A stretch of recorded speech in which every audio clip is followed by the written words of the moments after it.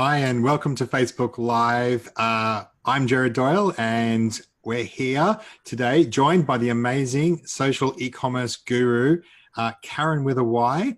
So, welcome and thank you for joining us, Karen. And make sure you're not on mute at the start, and we're good to go. Welcome. Thank you. Hi, Jared. Thanks for having me. Not a problem. So, I guess jumping straight in, like how for an e-commerce company now, and you've got a bunch of e-commerce clients that you help, how important is Facebook to their businesses these days in 2018? Oh, look, it's so important. It used to be one of those things where, you would make sure you had your catalogs out in the letterbox and your TV ad on, and then maybe would start to put a little bit into Facebook. And now it's totally turned around. The top of the tables is Facebook. And the reason being that it has got more expensive over the years, but it's still far cheaper than any other medium for advertising. And it's the most targeted. So if you put something in the paper or if you put a radio ad on or TV, you don't know who it's going to reach. You might get some of your target market, you might not. Whereas Facebook, Instagram, you tell Facebook, well, I only want to reach females aged 18 to 24 who live in Australia because they're my target market. And I only want to target people who are really into the beach because I sell beachwear. You can be so targeted with what you're doing. It's almost super stalkerish, but you can really just spend your money on the right people. And I think that's what makes it such a powerful platform. So it has become more of a priority for business owners. And if it's not, it really should be because times have changed. The other day I got a Yellow Pages in the mail. And do you remember when they were like these big books? Yep. And I got out and I thought, what is this? And it was this big. And I'm like, this is how things have changed. People aren't targeting. They aren't marketing in the Yellow Pages anymore. They're online. And it's what the way of the world now. It's basically digital word of mouth. It's where people are telling their friends, hey, I bought this new pair of shoes and they were fantastic. And I went to this restaurant, it was great. And everyone just tells everything online. Some people a bit too much, but it's the way of the world and it's the way things have gone. And if you haven't used Facebook, you've seen a Facebook ad. Exactly. So I guess when I think about it, obviously you take that offline to online process, and the first thing you think is, put your ads out to your target market. And that's a good start, and that gets you in the game. But, I guess everyone's learning more and more the power of retargeting and how retargeting gives you the chance to try again and again and again. So, I mean, when you think about that, like, how's the way you structure retargeting? What are the benefits of retargeting in an e-commerce business? Basically, for people that don't know, retargeting is when you're using the data that you get. So if someone goes to your website, Facebook will track that using that magic little thing called the Facebook pixel. Yep. And you're able to show someone an ad based on what they do or don't do on your website. So retargeting, you can show a bunch of different audiences, and I'll just share my screen now and jump in for you. So retargeting, this is just a couple of the audiences that you can run. So you can include people who have viewed a product. That means they've actually been to a product page. And we were talking earlier about the really important thing is to exclude different audiences from your audiences as well. Because if you're showing an ad to somebody who's viewed a product, you don't want them to keep seeing that ad after they've made a purchase. There's nothing more annoying than that. So you can see in this audience here, I've excluded anyone who's purchased. And I've also excluded anyone that's added to cart. And the reason I exclude the add to carts is because I show those people different ads. So this one here is targeting people who have added to cart, but not just so we're clear, just make everyone's on the same page. So here we're inside Facebook Ad Manager, and this is kind of the process of setting up a campaign. So these are big stills you've taken of Facebook's interface. Exactly. Information. Yeah. So this is a custom combination. So you can choose whatever you like, and that combination can be between having viewed content, having added to cart, or having purchased. And you can target different people. So the way that we normally stack things out in e-commerce is we have viewed content, maybe 3 days, 7 days, 14 days, 21 days. You can break it up so someone's not seeing the same ad for a month. We like to keep things fresh. This one here is showing people who have added to cart in the last 6 to 10 days. And the way we do that is we include people who've added to cart in the last 10 days, but exclude anyone that's added to cart in the last 5 days. So therefore, we're only getting 6 to 10. And that way, so I guess the key takeaway is that excluding can be because you don't want them to ever see another ad, i.e. their purchase, but it might be that you want to show them a different type of ad. Yeah, correct. So this is the most important. This is one of my clients. This is probably 6 months ago, but they're still doing amazingly. And I just wanted to highlight the importance of retargeting. So this one here, we only spent $530. We made over 18,000, which is an amazing result, 33.97. ROAS stands for return on ad spend, and that's basically $33.97 for every dollar put in. So we'd all love to get that every day. Yeah. The big kicker here is the first $300 of that $530 was top of funnel. And what top of funnel is, what we're talking about, finding that audience of people who may love going to the beach and they're aged 18 to 24, and that's our cold audience. But if we'd just stopped there, we would have made nothing, because nobody actually purchased in that top of funnel of our cold audience. But what we did is we introduced retargeting, and it was that other 255 that we spent that got us that whole 18,000. So these were all people that had either viewed or added to cart, and that's where we picked them up. So that's where retargeting is just so important, because a lot of people, and that's probably the biggest mistake in e-commerce ads, is they'll go out and they'll pick all these great audiences and they'll put their ads, but that's all they do, and there's no follow-up sequence. So that's an amazing example of just how important it is. You know, you could have lost all your money, but you do the retargeting audience. And so I guess what might be takeaway, apart from the obvious thing, is make sure you're retargeting your audience. The second thing is to say, just because you've spent the money, like if I buy TV ads and they go and they don't drive any sales, that's kind of gone. That's spent money. That's not coming back to me. But with Facebook, I can spend some money, drive some engagement, but I can have a second bite of the, bite of the apple, bite of the cherry? Yeah. One of those, it's a fruit, second bite of some kind of fruit. Bite of the ice cream. I like ice cream. Yeah. We'll coin that phrase. That'll be our big second bite of the ice cream. Exactly. And so what we like to do is take people on a bit of a journey. We call it a cold audience, those people that have never heard of us. And that's also really important at that top of funnel, that we're excluding people that have gone to our website. We exclude people that have purchased and exclude people that have added to cart, because we pick them up in the other ads. So this is an example of a retargeting ad, and this is a dynamic product ad.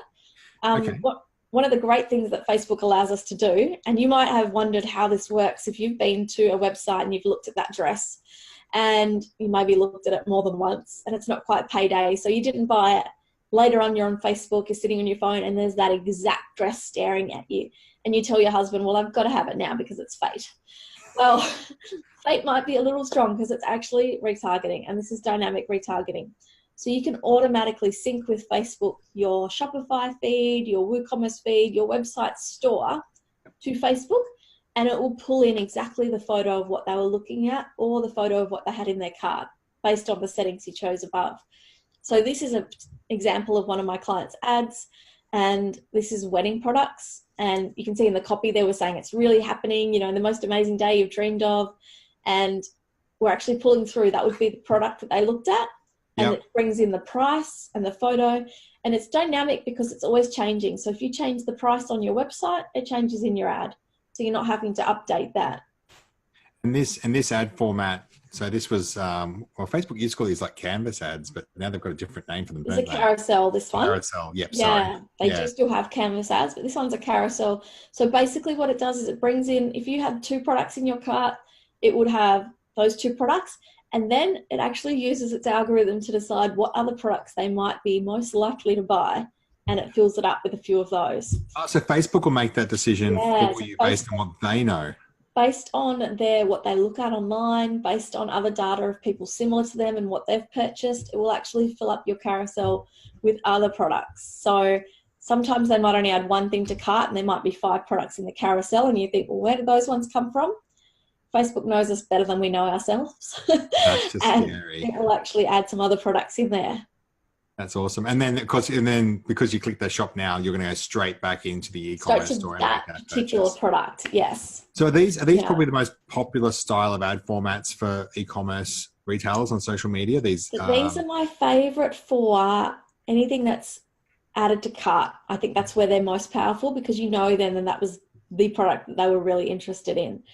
And what I like to do with our retargeting, and I think we've got something here, you either want to overcome an objection or offer some kind of incentive. So you might see ads that give you some kind of discount code, and that entices you back, or you might see something. So I like to get people to write down a list of all the objections that people might have. And they might think, well, I don't really have any objections. My product's amazing. But have a think. If I've never shopped with an online store before, something like fit, is it going to fit me? Is it, you know, a normal Australian sizing? Is it a little bit different? That's really a big one. What's the quality like? What's the material like? And if that's like a common objection, your ad might say, hey, we have a professional fitter here. Send us your measurements and we'll tell you which size to buy. Or your ad might highlight the fact that you've got really easy returns policy. Not sure if it's going to fit? No worries, you can send it back for free. Stuff like that then overcomes that objection. It's one less reason why they're not going to buy.